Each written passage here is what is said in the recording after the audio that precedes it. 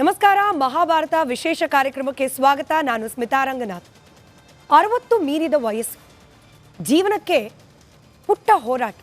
ಆ ಹೋರಾಟಕ್ಕೆ ಅನೇಕ ಪ್ರಭಾವಿಗಳ ಜೊತೆಯಾಗುವಿಕೆ. ಆ ಪ್ರಭಾವಿಗಳ ಪ್ರಭಾವ, ಭಾರ, ಹೆಗಲಿಗೆ ಹೊರೆಯಾಗೋ ಸಂದರ್ಭದಲ್ಲಿ ಎಲ್ಲರೂ ದೂರ. ಇದೀಗ ಮತ್ತದೇ ಒಬ್ಬಂಟಿತನ. ಸುಜಾತಾ ಭಟ್ ಈ ಹೆಸರು ಕರ್ನಾಟಕದ ಜನರಿಗೆ ಹೊಸದಲ್ಲ, ಚಿರಪರಿಚಿತ. ಆದರೆ ಸುಜಾತಾ ಭಟ್ ಅನ್ನೋ ಒಂದು ಹಿರಿಯ ಜೀವವನ್ನ ಬಳಕೆ ಮಾಡಿಕೊಂಡು ದಾಳವಾಗಿಸ್ಕೊಂಡು ಆಕೆಯನ್ನ ಈಗ ಬೀದಿಲ್ ಬಿಟ್ಟವ್ರು ಯಾರು? ನಿಜವಾಗ್ಲೂ ಸುಜಾತಾ ಭಟ್ ಸುಳ್ಳು ಹೇಳಿದ್ದೇ ನಿಜ ಅನ್ನೋದಾದ್ರೆ ಸುಳ್ಳು ಹೇಳುವಂತೆ ಮಾಡಿದ ಆ ವ್ಯಕ್ತಿ ಅಥವಾ ಆ ಪರಿಸ್ಥಿತಿ ಆದರೂ ಎಂಥದ್ದು? SIT ತನಿಖೆ, ಒಂದಷ್ಟು ಮಂದಿ ಪ್ರಭಾವಿಗಳ ಪರಿಚಯ, ಅದಾದ ನಂತರದ ಸುಜಾತಾ ಭಟ್ ಅವರ ಬದುಕು ಹೇಗಿದೆ? ಇದೀಗ ಇಡೀ ರಾಜ್ಯ ಸುಜಾತಾ ಭಟ್ ಅವರನ್ನ ಬೇರೆ ಬೇರೆ ಹೆಸರುಗಳಲ್ಲಿ ಕರಿತಿರೋ ಸಂದರ್ಭದಲ್ಲಿ ಆಕೆಯ ಮನಸ್ಸಿಗಾಗ್ತಾ ಇರುವ ತೊಳಲಾಟಗಳು ಎಂಥದ್ದು? ಮುಂದಿನ ಬದುಕಿನ ಬಗ್ಗೆ ಆಕೆಗೆ ಇರುವಂತಹ ಕಲ್ಪನೆಗಳು, ಆಶಾ ಭಾವನೆಗಳು ಎಂಥದ್ದು? ಇದೆಲ್ಲವನ್ನ ಇವತ್ತು ಖುದ್ದು ಸುಜಾತಾ ಭಟ್ ಅವರ ಬಳಿಯಿಂದಲೇ ತಿಳ್ಕೊಳ್ಳೋ ಪ್ರಯತ್ನವನ್ನ ರಿಪಬ್ಲಿಕ್ ಕನ್ನಡ ಮಾಡ್ತಾ ಇದೆ. ಸುಜಾತಾ ಭಟ್ ಅವರೇ ನಮ್ಮ ಜೊತೆ ಸ್ಟುಡಿಯೋದಲ್ಲಿದ್ದಾರೆ. ನಮಸ್ಕಾರ, ಕಾರ್ಯಕ್ರಮಕ್ಕೆ ಸ್ವಾಗತ.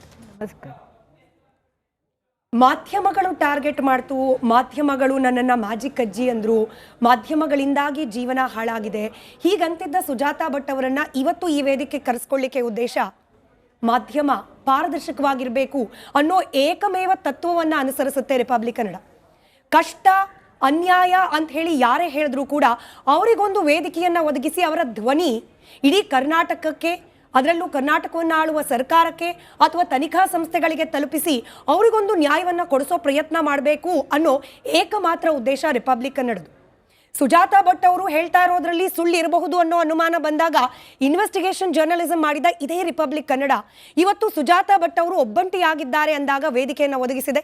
ವೀಕ್ಷಕರೇ, ಇಲ್ಲಿ ನಾವು ಮಾಡ್ತಿರೋದು ಟಾರ್ಗೆಟ್ ಅಲ್ಲ, ಬದಲಾಗಿ ಸುಜಾತಾ ಭಟ್ ಅನ್ನೋ ಹಿರಿಯ ಜೀವವೊಂದಕ್ಕೆ ವೇದಿಕೆಯನ್ನು ಒದಗಿಸಿ ಆದ ವಿಚಾರಗಳೇನು, ಮುಂದಾಗಬೇಕಾಗಿರೋ ವಿಚಾರಗಳು ಏನು ಅನ್ನೋದನ್ನು ಅವರ ಬಳಿಯಲ್ಲೇ ಮಾತನಾಡಬೇಕು ಅನ್ನೋ ಕಾರಣ. ಹಾಗಾಗಿ ಇವತ್ತು ಈ ಕಾರ್ಯಕ್ರಮವನ್ನು ಲೈವ್ ಆಗಿ ಮಾಡ್ತಿದ್ವಿ. ನಾವೆಲ್ಲೂ ಎಡಿಟ್ ಮಾಡಲ್ಲ ಅಮ್ಮ, ನಾವೆಲ್ಲೂ ಕೂಡ ತಿರ್ಚೋದಿಲ್ಲ. ನಿಮಗೆ ಅನ್ಕಂಫರ್ಟಬಲ್ ಅನಿಸುವ ಪ್ರಶ್ನೆಗಳನ್ನು ಕೇಳದೇ ಇರೋ ಪ್ರಯತ್ನವನ್ನು ನಾನು ಪ್ರಾಮಾಣಿಕವಾಗಿ ಮಾಡ್ತೀನಿ. ಹಾಗೆ ಕರ್ನಾಟಕದ ಜನರಿಗೆ ಇವತ್ತು ಮುಕ್ತ ಅವಕಾಶ ಕೊಟ್ಟಿದ್ದೀವಿ ನಿಮ್ಮನ್ನು ಪ್ರಶ್ನೆ ಮಾಡಲಿಕ್ಕೆ. ಯಾಕಂದರೆ ಅವರಿಗಿದೆ ಅನುಮಾನ ನಿಮ್ಮ ಬಗ್ಗೆ. ಹೀಗಾಗಿ ಅವರಿಗೆ ಇರುವ ಅನುಮಾನವನ್ನು ಬಗೆಹರಿಸಲಿಕ್ಕೂ ಕೂಡ ನಿಮಗೆ ಮುಕ್ತವಾದ ಅವಕಾಶವನ್ನು ಕೊಡೋ ಪ್ರಯತ್ನವನ್ನು ನಾನು ಮಾಡ್ತಾ ಹೋಗ್ತೀನಿ. ಬಟ್ ಇದು ಏನಾಗಿದೆ ಅಂದರೆ, ಒಂದು ಹಾಯ್ ಕರುನಾಡು ಯೂಟ್ಯೂಬ್ ಚಾನಲಲ್ಲಿ ಅವರದ್ದು ನಂಬರ್ ಗೊತ್ತಿರಲಿಲ್ಲ ನನಗೆ. ಆಗಿರುವಾಗ ಒಬ್ಬರು ಶಿವಶಂಕರ್ ಅಂತ ಕೋರ್ಟಲ್ಲಿ ಒಬ್ಬರು ಮೀಟ್ ಆಗಿದ್ದರು. ಅವರದ್ದೇನೋ ಧರ್ಮಸ್ಥಳದ ಬಗ್ಗೆ ಏನೋ ಅವರದ್ದೇನಿತ್ತೋ ಗೊತ್ತಿಲ್ಲ, ಅದು ನನಗೆ ಅಷ್ಟೊಂದು ಇದು ಗೊತ್ತಿಲ್ಲ. ಅವ್ರಿಗೇನೋ ಗ್ರಜ್ಜಿ ಅಂದರೆ ವ್ಯವಸ್ಥಿತವಾದ ಅವ್ರ ಮೇಲೆ ಏನೋ ಒಂದು ನೋವಾಗಿರ್ಬೋದು ಅಥವಾ ಏನೋ ಒಂದು ಇದಿರಬೇಕು ಅಂತ ವಾತಾವರಣದಲ್ಲಿ ಅನ್ನಿಸ್ತಾ ಇದೆ ಇವಾಗ ನನಗೆ. ಅವರೇನು ಹೇಳಿದರು, ಎಂಥ ಒಂದು ಇದನ್ನು ಮಾಡಿಬಿಟ್ಟು ಕ್ರಿಯೇಟ್ ಮಾಡಿಬಿಟ್ಟು ನನ್ನ ಆಸ್ತಿಯನ್ನು ಈ ರೀತಿಯಲ್ಲಿ ತಗೊಂಡು ಹೋದರೆ ಅನನ್ಯ ಭಟ್ ಹೆಸರಲ್ಲಿ ಒಂದು ಇದು ಮಾಡಿಕೊಂಡು ಕವರ್ ಮಾಡಿ ಒಂದು ಹೆಸರನ್ನು ಮುನ್ನೆಲೆಗೆ ತಂದುಬಿಟ್ಟು ಅಲ್ಲಿಂದ ನಾನು ಇದನ್ನು ಮುಂದುವರಿಸ್ಕೊಂಡು ಹೋಗಿಬಿಟ್ರೆ ಆವಾಗ ಅವ್ರು ಹೇಳಿದಿಷ್ಟೇ, ನಿನ್ನ ಆಸ್ತಿನೂ ಇದರಲ್ಲಿ ಸೇರುತ್ತೆ, ನಿನ್ನ ಆಸ್ತಿಗೂ ನಿನಗೆ ಒಂದು ನ್ಯಾಯ ಸಿಗುತ್ತೆ ಅನ್ನುವಂಥ ರೀತಿಯಲ್ಲಿ ಅವ್ರು ನನ್ನನ್ನು ಬಿಂಬಿಸಿ ನನ್ನನ್ನು ಒಂದು ಇದಕ್ಕೆ ತಂದರು, ಒಂದು ಹಂತಕ್ಕೆ ತಂದರು. ಆವಾಗ ನಾನು ಇದು ಮಾಡಿದೆ.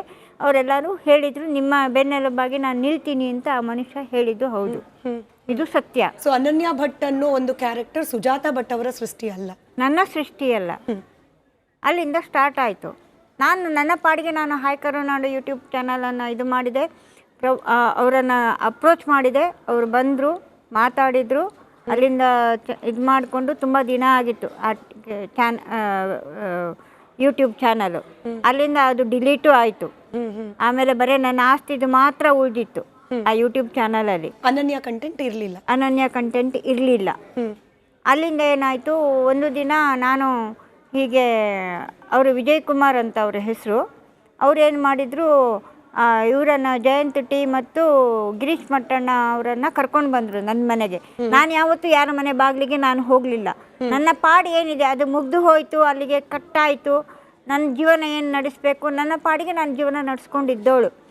ನನಗೆ ಯಾರು ನಿಮಗೆ ವೈಯಕ್ತಿಕವಾಗಿ ಧರ್ಮಸ್ಥಳದವ್ರ ಬಗ್ಗೆ ಆಗಲಿ, ಧರ್ಮಸ್ಥಳ ಕ್ಷೇತ್ರದ ಬಗ್ಗೆ ಆಗಲಿ ನಿಮಗೆ ವೈಯಕ್ತಿಕವಾಗಿ ಏನಾದರೂ ದ್ವೇಷ ಅಥವಾ ಅವ್ರ ಬಗ್ಗೆ ಕೋಪ? ದ್ವೇಷ ನನಗೆ ಅವ್ರ ಮೇಲೆ ನನಗೆ ಕೋಪ ದ್ವೇಷ. ನಾನು ದ್ವೇಷ ಮಾಡೋಕ್ಕೆ ನಾನು ಯಾರು? ನನಗೆ ದ್ವೇಷ ಕೋಪ ಯಾವುದೂ ಇರಲಿಲ್ಲ. ಬಟ್ ನನ್ನ ಫ್ಯಾಮಿಲಿಯವರು ಅವರಿಗೆ ಒಂದು ದೇವಸ್ಥಾನವನ್ನು, ಮನೆಯ ದೇವರನ್ನ ಮತ್ತು ಒಂದಿಷ್ಟು ಜಾಗಗಳನ್ನು ಕೊಟ್ಟಾವಾಗ ನನಗೆ ಮನಸ್ಸಿಗೆ ತುಂಬ ನೋವಾಗಿತ್ತು. ಇದು ಸತ್ಯ. ನಿಮ್ಮನ್ನ ಸಂಪರ್ಕ ಮಾಡ್ದಲೇ ಕೊಟ್ರು ಅನ್ನೋ ವಿಚಾರಕ್ಕೆ ಮನೆಯವ್ರ ಮೇಲೆ ಕೋಪ ಇತ್ತು. ವೀರೇಂದ್ರ ಹೆಗಡೆ ಅವ್ರ ಬಗ್ಗೆ ಆಗ್ಲಿ, ಧರ್ಮಸ್ಥಳ ಕ್ಷೇತ್ರದ ಬಗ್ಗೆ ಆಗ್ಲಿ ಇಲ್ಲ, ಅವ್ರು ತಗೊಂಡಿದ್ದಾರೆ. ಸ್ವಲ್ಪ ಅವರು ಯೋಚನೆ ಮಾಡಬೇಕಾಗಿತ್ತು. ಈ ಇದರಲ್ಲಿ ಎಷ್ಟೆಷ್ಟು ಜನ ಇದ್ದಾರೆ, ಇದರಲ್ಲಿ ಯಾರ್ಯಾರು ಇದ್ದಾರೆ ಅನ್ನುವಂಥದ್ದು ಒಂದು ಸ್ವಲ್ಪ ಅವರಿಂದ ಸತ್ಯ ತಿಳ್ಕೊಳ್ಬೇಕಾಗಿತ್ತು. ಅದನ್ನು ಮಾಡಿದರೆ ಇವತ್ತು ಈ ಮಟ್ಟಕ್ಕೆ ನಾನು ಇದು ಮಾಡೋಕ್ಕೆ ನನಗೂ ಇದಿಲ್ಲ. ಅವ್ರ ಮೇಲೆ ನನಗೆ ಯಾವ ದ್ವೇಷನೂ ಇಲ್ಲ, ಅಥವಾ ನನಗೀಗ ಅವ್ರ ದೇವರನ್ನು ಕೊಡಿ ಅಂದರೂ ನಾನು ತಗೊಳ್ಳೋದಕ್ಕೂ ಇಲ್ಲ, ಅಥವಾ ನನಗೆ ದುಡ್ಡು ಕೊಡಿ ಅಂತ ನಾನು ಯಾವುದೂ ಇಲ್ಲ. ನನ್ನ ಫ್ಯಾಮಿಲಿಯಲ್ಲಿ ನಾನು ಸತ್ತು ಹೋಗಿದ್ದೀನಿ ಅನ್ನುವಂಥದ್ದು ಒಂದು ಇದನ್ನು ಮಾಡಿದ್ರಲ್ಲ, ಅದು ನನಗೆ ತುಂಬ ನೋವಾಗಿದೆ. ನೀವು ಬದುಕಿರುವಾಗಲೇ ನಿಮ್ಮ ಕುಟುಂಬಸ್ಥರು ನಿಮ್ಮನ್ನ ಸಾಯಿಸಿದ್ದು ನಿಮಗೆ ಬೇಜಾರಾಯ್ತು. ಬಟ್ ಈ ಅನನ್ಯ ಅನ್ನೋ ಒಂದು ಕ್ಯಾರೆಕ್ಟರ್ ಹುಟ್ಟಿದ್ದೇ ಧರ್ಮಸ್ಥಳದ ವಿರುದ್ಧದ ದ್ವೇಷಕ್ಕೆ ಅಂತ ಹೇಳಿ ನಿಮಗೆ ಅನ್ನಿಸ್ತು, ಈಗ ಅನ್ನಿಸ್ತಾ ಇದೆ. ಆಯಿತಾ? ಹಾಗಾಗಿ ನಾನು ಧರ್ಮಸ್ಥಳದವರನ್ನು ನಾನು ಯಾವತ್ತು ಅವ್ರು ನನಗೇನು, ನಾನು ಅವ್ರ ಹತ್ರ ನನ್ನ ದುಡ್ಡಿಗೆ ನಾನು ಸಾಯುವಾಗ ಏನು ಹೋಯ್ತೀನಿ, ನನಗೇನು ಬೇಡ. ಬಟ್ ಆದರೆ ನಾನು ಇಲ್ಲಿ ನನ್ನನ್ನು ಸಾಯಿಸಿದಾರಲ್ವಾ. ಆಮೇಲೆ ತಾತನ ಆಸ್ತಿ ಅದು ಏನೇ ಆಗಿದ್ರು ಅಟ್ಲೀಸ್ಟ್ ಮೊಮ್ಮಕ್ಕಳಿಗೆ ಒಂದು ಸೈನ್ ಅಂತ ಒಂದು ಇದಿರುತ್ತಲ್ವ, ಅದಕ್ಕಾದ್ರೂ ಒಂದು ಇದು ಮಾಡಬೇಕಾಗಿತ್ತಲ್ವ. ಅದು ನನ್ನ ಫ್ಯಾಮಿಲಿ ಮೇಲೆ ಮತ್ತು ಒಂದು ಇದ್ರ ಮೇಲೆ ನನಗೆ ತುಂಬ ನೋವಾಗಿದೆ. ಯಾರ ಮೇಲೆ ನಾನು ದ್ವೇಷ ಮಾಡಲ್ಲ. ವೈಯಕ್ತಿಕವಾಗಿ ನಾನು ನೇರವಾಗಿ ಪ್ರಶ್ನೆ ಕೇಳ್ತೀನಿ. ವೀರೇಂದ್ರ ಹೆಗಡೆ ಅವ್ರ ಬಗ್ಗೆ ಆಗ್ಲಿ ಅಥವಾ ಹರ್ಷೇಂದ್ರ ಅವ್ರ ಬಗ್ಗೆ ಆಗ್ಲಿ, ವೈಯಕ್ತಿಕವಾಗಿ ಸುಜಾತಾ ಭಟ್ ಅವ್ರಿಗೆ ದ್ವೇಷ ಅಥವಾ ಅವ್ರಿಗೇನೋ ಕೆಟ್ಟದಾಗಬೇಕು ಅಂತ ಹೇಳಿ ಆ ಥರದ್ದು ಏನಾದರೂ ಇದೆಯಾ? ನನಗೆ ಯಾವತ್ತೂ ಇಲ್ಲ. ನನಗೆ ಯಾವತ್ತೂ ಇಲ್ಲ. ನಾನೇನೋ ಇವರ ಮಾತುಗಳನ್ನು ಕೇಳಿಕೊಂಡು, ಅವರಿಗೆ ಇವರ ಮಾತುಗಳೇ ಸತ್ಯ ಅಂತ ಕೇಳಿಕೊಂಡು ನಾನು ಒಂದಿಷ್ಟು ಬೈದಿದ್ದೀನಿ. ಅದಕ್ಕೂ ನಾನು ಕ್ಷಮೆ ಕೇಳ್ತೀನಿ ಅವ್ರ ಹತ್ರ. ಬಹಿರಂಗವಾಗಿ ನಾನು ಕ್ಷಮೆ ಕೇಳ್ತೀನಿ. ನನಗೆ ಅವರಿಂದ ನನಗೇನು ಇದಾಗಬೇಕಾಗಿಲ್ಲ ಅಲ್ವಾ? ಯಾಕೆ ಬೇಕು ನನಗೆ ಆ ವಿಚಾರಗಳನ್ನು ನಾನು ಇದು ಮಾಡುವಂಥದ್ದೇನೂ ಇಲ್ಲ. ಇಲ್ಲಿ ಮಾಧ್ಯಮದಲ್ಲಿ ಕೂತ್ಕೊಂಡು, ಆ ಒಂದು ಚಾನಲಲ್ಲಿ ಕೂತ್ಕೊಂಡು ನನ್ನ ಅಕ್ಕನ ಗಂಡ ನಾನು ನಕ್ಸಲೈಟು, ಇನ್ನೊಂದು ಮತ್ತೊಂದು ಎಲ್ಲ ಹೇಳಿದ್ದಾರೆ. ನಾನು ನಕ್ಸಲೈಟ್ ಆಗಿದ್ರೆ ನಾನು ಕಾಡಿನಲ್ಲಿ ಇರಬೇಕಾಗಿತ್ತು, ಯಾಕೆ ಸಿಟಿಯಲ್ಲಿ ಇರಬೇಕಾಗಿತ್ತು? ತಪ್ಪಲ್ವಾ ಅದು ಹೇಳೋದು? ಎಲ್ಲೋ ಒಂದ್ ಕಡೆ ಒಬ್ಬ ಅಸಹಾಯಕ ಹೆಣ್ಣು ಮಗಳನ್ನ ನಿಮ್ಮ ಜೀವನದ ದಾರಿಯಲ್ಲಿ ಸಿಕ್ಕವ್ರೆಲ್ಲರೂ ಕೂಡ ದುರುಪಯೋಗ ಪಡಿಸ್ಕೊಂಡ್ರು ಅನ್ನಿಸ್ತಿದ್ಯಾ?